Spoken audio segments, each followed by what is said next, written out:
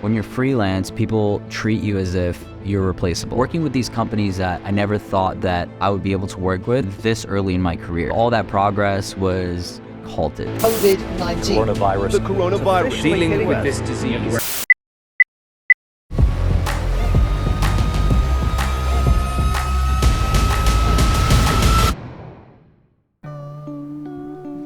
Hello again, and if this is your first time here, my name is Nikhil Chitre, and among other things, I'm a filmmaker and a photographer.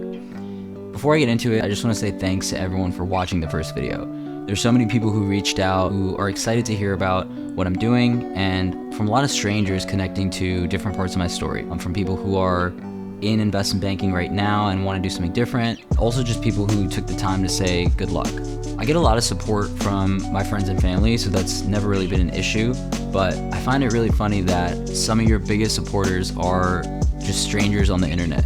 You know, people that you might never actually meet in real life, but who are always there. Like, they always show up, they always comment, they always make you aware that, you know, they're there, they're watching, and that they're happy for you. So shout out to those people.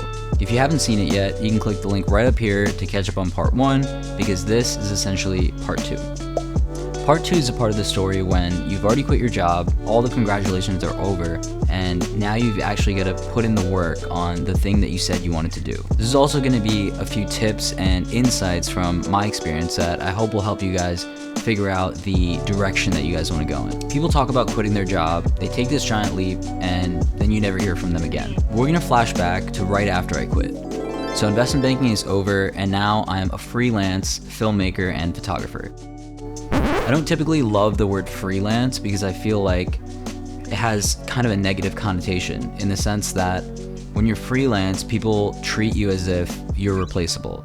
So they need something done and they're gonna pick up a freelancer from anywhere, and no matter who it is, it's an interchangeable person that can get the job done. It's kind of like when you work in a corporate environment. No matter how well you're treated, no matter how good the experience is, the second that you leave, they're gonna find a replacement for you. So I'll use the word freelancer, but just know that I use it in a more positive context. I was lucky enough to have the financial runway to leave banking and then figure out what I wanted to do without really a concrete plan. The first thing I needed to do was figure out my style, and the way that I did that was shooting a lot of street photography. Style to me has always been a really interesting topic because no matter what, you're gonna pick up on things that you've seen before. There's a lot of different factors in determining your style, and there's all sorts of different places that it comes from.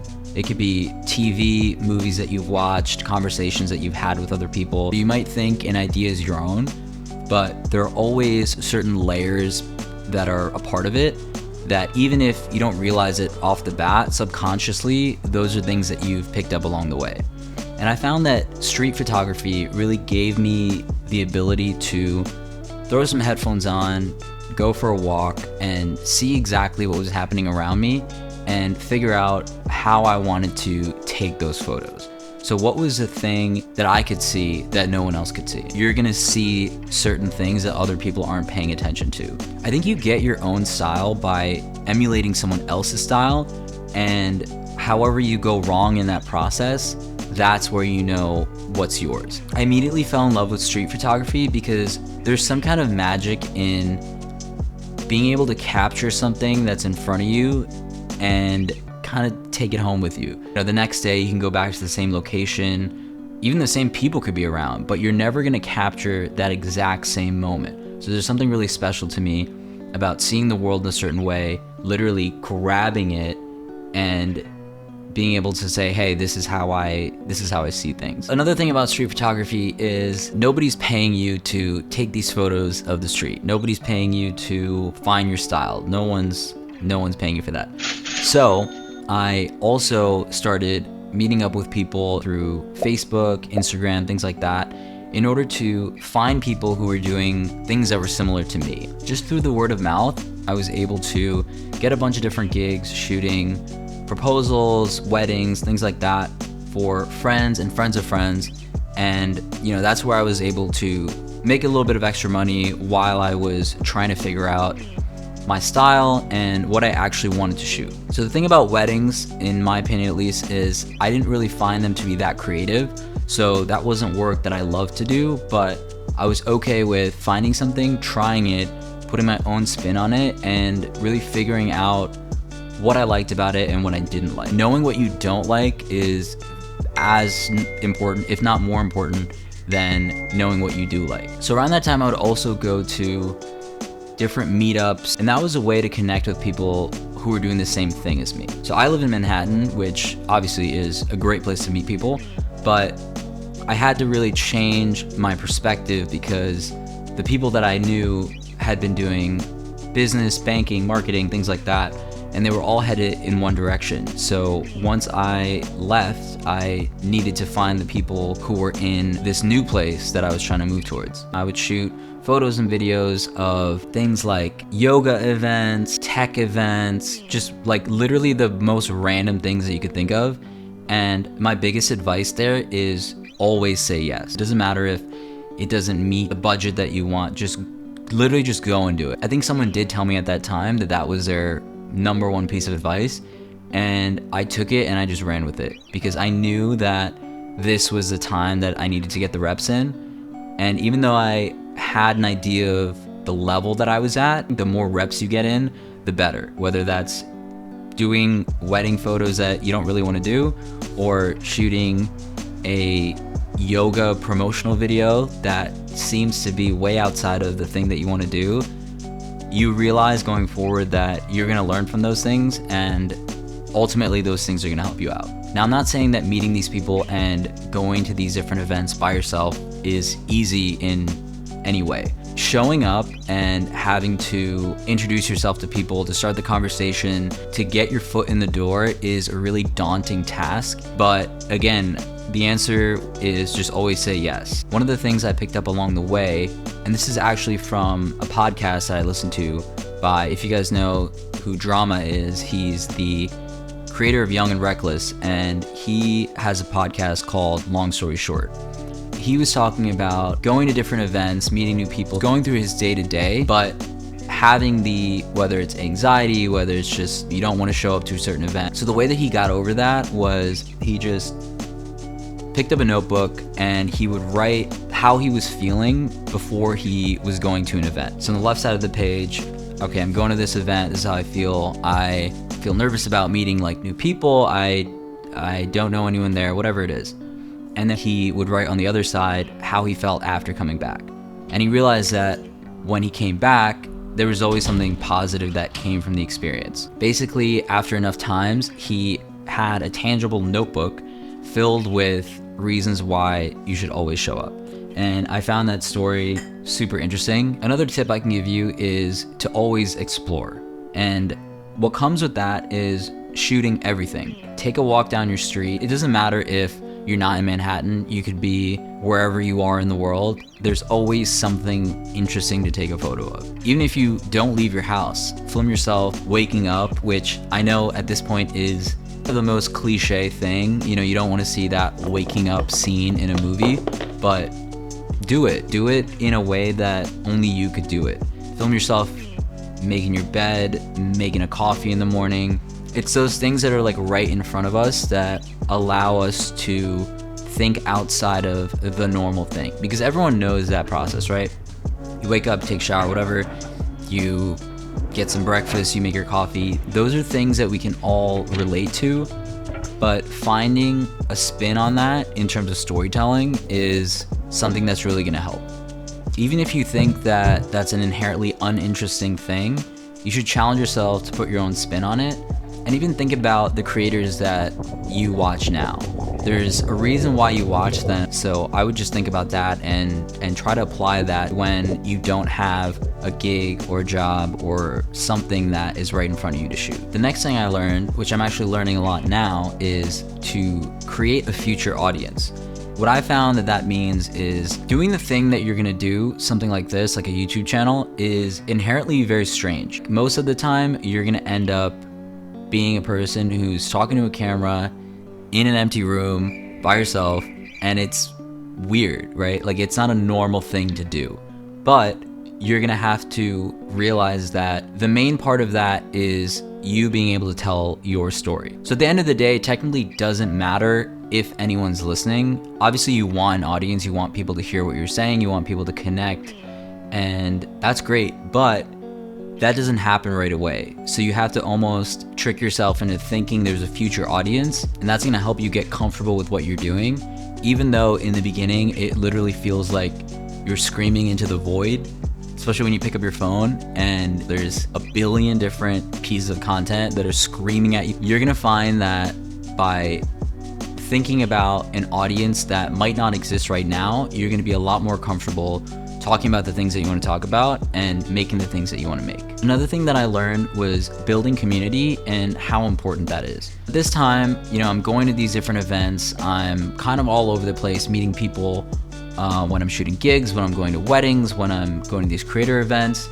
And I found that being able to send them a message and keep up to date with them was really something that was great in the long term. I've gotten so many different opportunities just by being genuinely interested in the things that those people do. Commenting on their work genuinely with what you think, helping them out, all those things go such a long way. This relates back to a part in the story where I first started to build a solid community. One of the events that I went to probably 4 or 5 months after I quit was an event at the Sony building in Madison Square Park. This was an event called The Business of Photography, and it was hosted by Erick Hercules. So if you guys have seen a lot of my work in the past, you've seen some collaborations that I've done with Erick Hercules. He goes by Erick Hercules, and you could take a look at some of the incredible work that he's done over the past decade plus. He is a fine art photographer as well as a commercial photographer.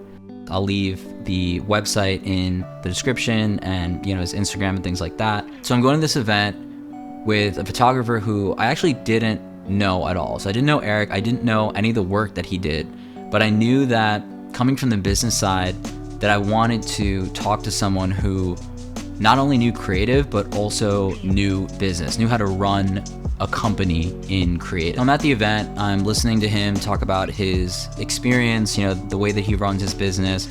And I think I asked a question about how he handles hiring models with like the tax structure, something about taxes, and how he did that when he had to bring on models, makeup, creative direction, things like that. So at that point, the movie Joker had just come out, and I was making a video at the stairs in the Bronx, kind of going through Manhattan and recreating some of these scenes. So Erick had taken photos with another friend of mine now, Matt Forget, and they were doing the Joker thing. Well, he had just beat me to it. A friend of mine, he sent me the video while we were making our video. So I went and talked to Erick about this afterwards. That's it. So I went home, I learned a couple things, and it was great. A couple weeks later, I go to another event. This was a creator event by a company that I'm not gonna name because it was pretty bad. I think everyone realized that they didn't really want to be there. Before the event, I got a text from a friend who I was supposed to go with, and he goes, "Hey, I'm not really feeling it, like,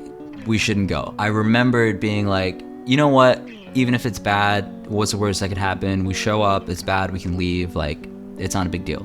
So what happened was, I saw Erick there. So I go up to Erick, really quickly we started getting into the business, the creative, all these things. We really connected weirdly fast on those things, but also like philosophical, spiritual things around creating art that I hadn't really found in anyone else. Off the bat, I'm like, this is great. Like, I want to work together. We should do something. So he invited me to chat the next day, and he was like, hey, what do you want to work on? What do you do now?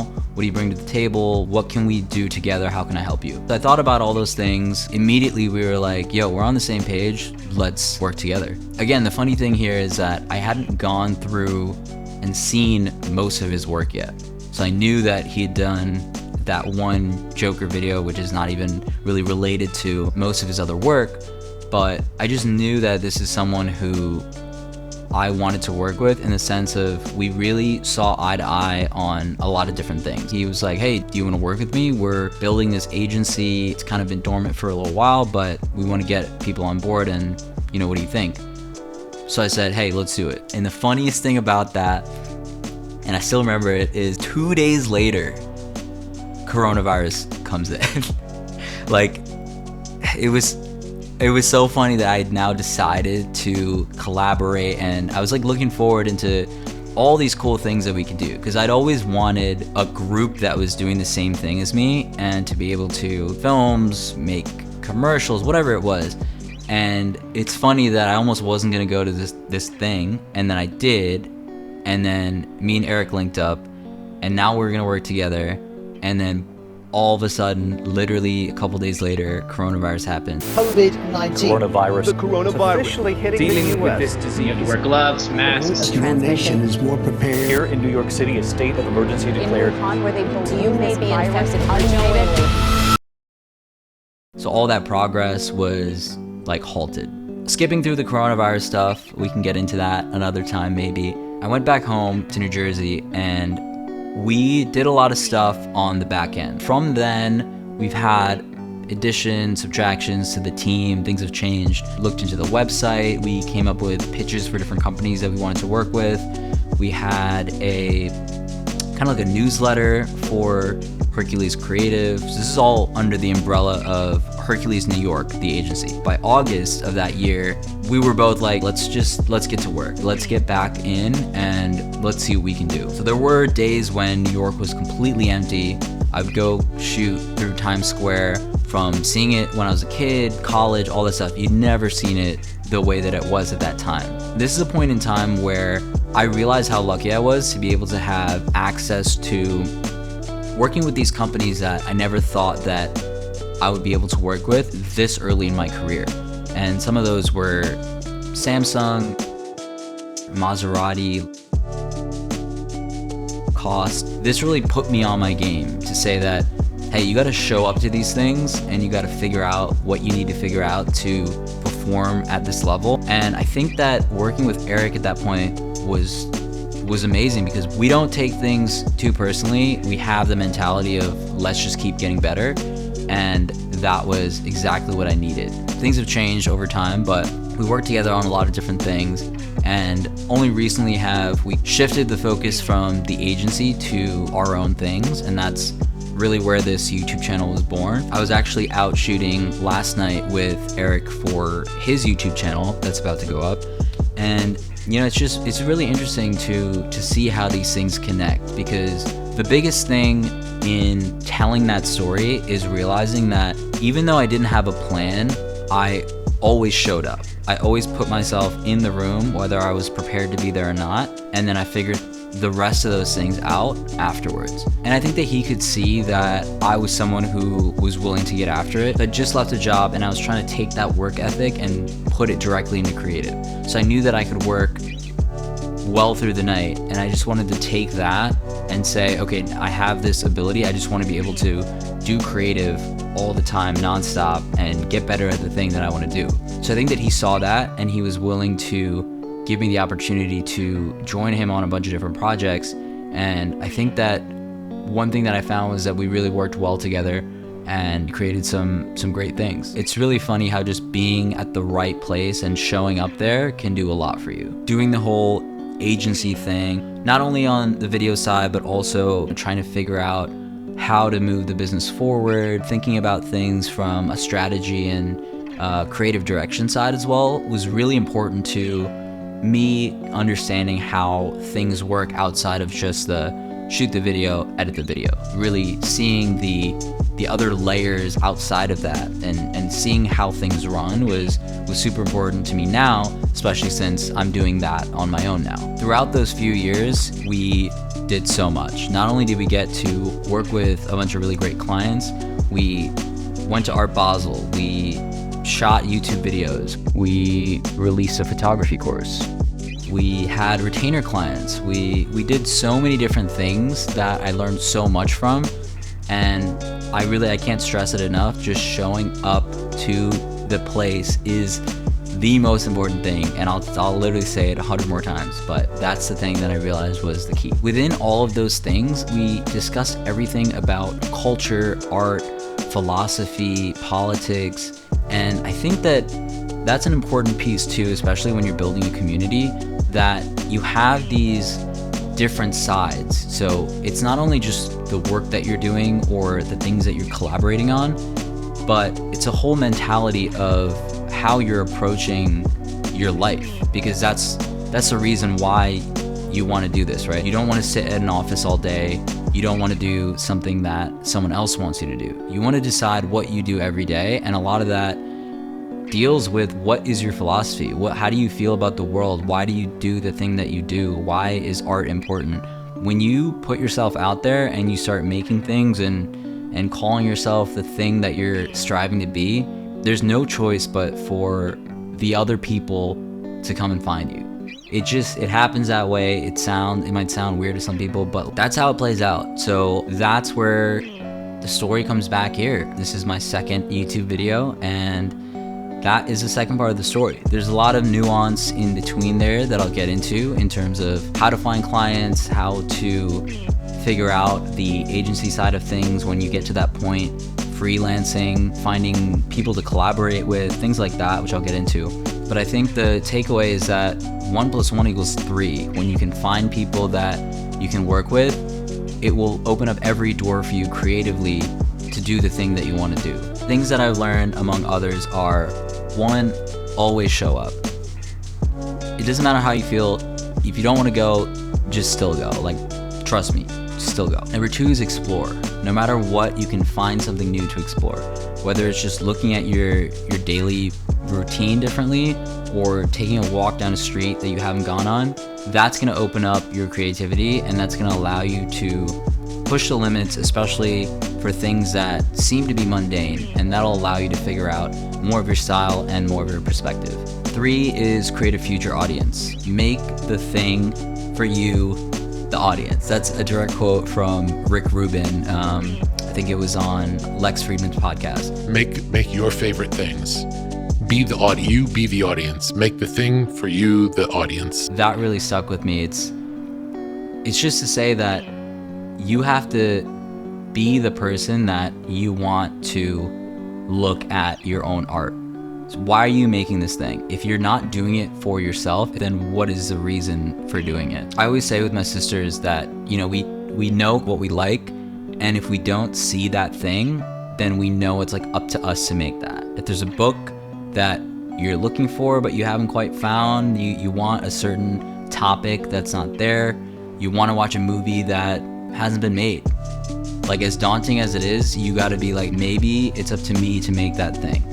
4, which I think is probably one of the most important ones, is build community. Being a freelancer at first is being all by yourself. It's being completely alone, trying to figure things out. And then once you find people who are on the same track, you'll realize that literally everything changes. I had a comment on my previous video where someone was like, hey, I did banking as well, and now I'm a YouTuber. Like, do you want to link up? Should we do something? I was like, yo, let's do it. So I'm actually meeting up with him tomorrow, and this is now kind of the same thing that I did years ago when I was first breaking into the space that I was trying to be in.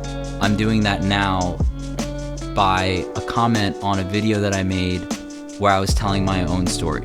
So it's just that when you put yourself in the place that people can judge you in that place, but you're just opening yourself up to the story that you have, people are gonna come and find you. So I hope you guys enjoyed what is part 2 of my life story, I guess. What I did after I quit and how I navigated through being a freelancer with really no concrete plan. So if you guys want to learn more about filmmaking, photography, the rest of my story as it plays out, and figuring out how to navigate the creative space as you move through it, go ahead, subscribe, send it to a friend who you feel like might be in a similar position, and I guess I'll see you next time.